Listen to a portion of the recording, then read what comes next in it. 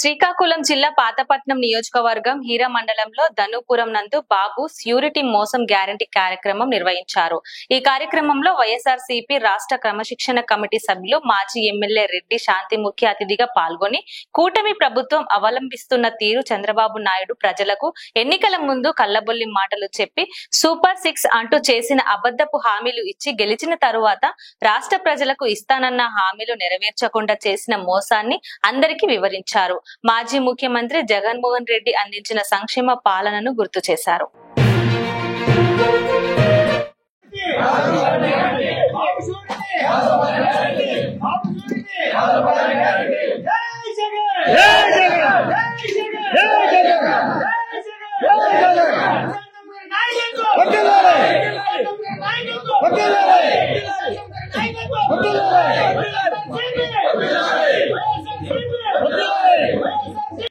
రాజు కాదు, చక్రవర్తిగా చేసిన మానవాడు. అలానే ప్రతి ఒక్క పిల్లలు, విద్యార్థులు, నా అక్క చెల్లెల పిల్లలు మరి ఎక్కడ కూడా పేదరికం అడ్డు రాకూడదు, ప్రతి ఒక్క బిడ్డ బాగా చదువుకోవాలని చెప్పి విద్యా దీవెనని, వసతి దీవెనని సంవత్సరానికి ఎన్నోసార్లు చక్కగా టైం ప్రకారంగా మరి విద్యా దీవెన డబ్బులు వేసేవాళ్ళు, వసతి దీవెన డబ్బులు వేసేవాళ్ళు. అన్ని రకాలుగా అంటే విద్యకి అతి ఎక్కువగా ప్రాముఖ్యత ఇచ్చి నాడు నేడు స్కూల్ అని తెచ్చి మన ధనుపురం స్కూల్ మీకు గుర్తుంది, ఎంతమంది ఎలా ఉండేది, పాడుపడిపోయినటువంటి శిథిలావస్థలో ఉండేటువంటి స్కూల్. మరి జగనన్న నాడు నేడు కార్యక్రమం తీసుకొచ్చి బ్రహ్మాండమైన స్కూల్ గా తీర్చిదిద్ది ప్రతి ఒక్క బిడ్డ గౌరవంగా ఆనందమైన స్కూల్ గా తీసుకొచ్చారు. మరి అలానే ఆరోగ్య విషయం వస్తే 25 లక్షల ఆరోగ్యశ్రీ ఇన్సూరెన్స్ ఇచ్చినటువంటి మహానుభావుడు భారతదేశం కాదు, ప్రపంచంలో ఎక్కడా లేదు. అది కేవలం మన ఆంధ్రప్రదేశ్ ముఖ్యమంత్రిగా ఇప్పుడు జగన్. మరి ఇలా ఎన్నో కార్యక్రమాలు, ముఖ్యంగా మన హిరమండల మండలంకి వస్తే మనం 2019 నుంచి 2024 వరకు కూడా ఎన్ని కార్యక్రమాలు చేశారంటే అందరూ పాతపట్నం వచ్చి జనపల్లి నియోజకవర్గం 175 నియోజకవర్గాలు ఆంధ్రప్రదేశ్ ఉంటే అత్యంత వెనుకబడిన నియోజకవర్గం 175 స్థానం పాతపట్టాలి. అన్న ఏంటి మాకు దుస్థితి, మా పరిస్థితి ఏంటి, మాకు నీరు మొత్తం ఈ శ్రీకాకుళం జిల్లాకి నీరు ఇచ్చిన దాతం మేము.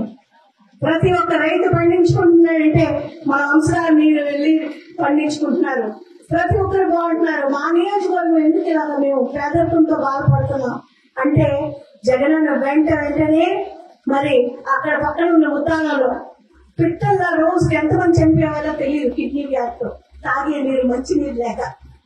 మరి మన అన్నపూర్ణాదేవి లాగా మన ఈ హిరమండలం రిజర్వాయర్ నుంచి మరి జగనన్న 750 కోట్లు పెట్టి 750 కోట్లు కేవలం 3 సంవత్సరాల్లోనే ఇచ్చాపురంలో ఉండేటటువంటి ఆఖరి విలేజ్ కూడా అంటే 10 లక్షల మంది ప్రజలకు గాను 450 కన్నా పైన ఉన్నటువంటి గ్రామ పంచాయతీలకు గాను ప్రతి ఇంటికి కొళాయి ఓపెన్ చేస్తే హీటెడ్ వాటర్ అంటే మినరల్ వాటర్ ఇచ్చినటువంటి మహానుభావుడు ఎవరు? మన జగనన్న. మరి ఇవన్నీ చేశారు. మరి అలానే ఇవన్నీ చేస్తున్నారన్న మాకు కూడా మంచి కేవలం 5 మండలాలకే మనం ఉండేటువంటి రేజన్పేట, హిరమండలం, కొత్తూరు, పాతపట్నం, మిలియాపుట్టి 265 కోట్లు మనకి మంజూరు చేసి ప్రతి ఇంటికి కొళాయి ఇవ్వగలిగిన మహానుభావుడు ఎవరు? మన జగనన్న. మరి అలానే వంశధార నిర్వాసితులు వణికించినటువంటి సమస్య 2014-2019లో వచ్చినటువంటి తెలుగుదేశం 436 కోట్లు అయితే వంశధార నిర్వాసితుల కోసం విడుదల చేశారు, కానీ అంతా నోట్లోనే బుక్కేశారు, దోచేశారు, జోబుల్లో వేసుకున్నారు, నిర్వాసితులకు ఏమీ అందించలేదు. కానీ మన జగనన్న అన్న నిర్వాసితులు చాలా బాధపడుతున్నారు, చాలా భయపడిపోతున్నారు, వాళ్ళకి ఏమాత్రం సంక్షేమం లేదు, ఏమాత్రం అభివృద్ధి లేదంటే 216 కోట్లు ఒక్క రూపాయి అవినీతి లేకుండా డైరెక్ట్ బ్యాంక్ ట్రాన్స్ఫర్ చేసినట్టు మహానుభావుడు 12,000 కుటుంబాల నిర్వాసితులకు ఎవరు? జగనన్న. ఇన్ని మంచి కార్యక్రమాలు, అన్ని మంచి అభివృద్ధి కార్యక్రమాలు, ప్రతి ఇంటికి సంక్షేమం, ప్రతి ఇంటికి ధైర్యం, ప్రతి అవ్వ తాతకు ధైర్యం. ఇప్పుడే ఒక అక్క మాట్లాడారు. ఆమె అంత చక్కగా మాట్లాడారు. ఏ వికలాంగులు కూడా ఎవరికి టెన్షన్ లేకుండా ఇంటికి అన్ని వచ్చేవారు. మరి ఇప్పుడు చూస్తే గత సంవత్సరం 2024లో ఎన్ని హామీలు వాగ్దానాలు ఇచ్చారు కూటమి ప్రభుత్వం? వచ్చిన వెంటనే ఏం చేస్తా ఉన్నారు? వచ్చిన వెంటనే రైతు భరోసా 13,500 కాదు, మీ జగనన్న 13,500 ఇస్తే మేము 20,000 ఇస్తా అన్నారా లేదా? మరి ఇచ్చారా రైతు భరోసా? ఇచ్చారేంటి రైతు భరోసా? ఆఖరికి ఒక విత్తనమైన టైంకి ఇస్తున్నారా? విత్తనం వేస్తే ఎరువైన టైంకి ఇస్తున్నారా? ఎరువు వేసిన తర్వాత బియ్యం ధాన్యం విక్రయించాలి అంటే ఒక ప్రాపర్ గా ఒక విక్రయశాల గాని ఒక విక్రయమైనటువంటి ఒక సెంటర్ అయినా పెట్టగలుగుతున్నారా? అంత పూర్తి ఫెయిల్యూర్ ఈ కూటమి ప్రభుత్వం. మరి ఏం చెప్పారు?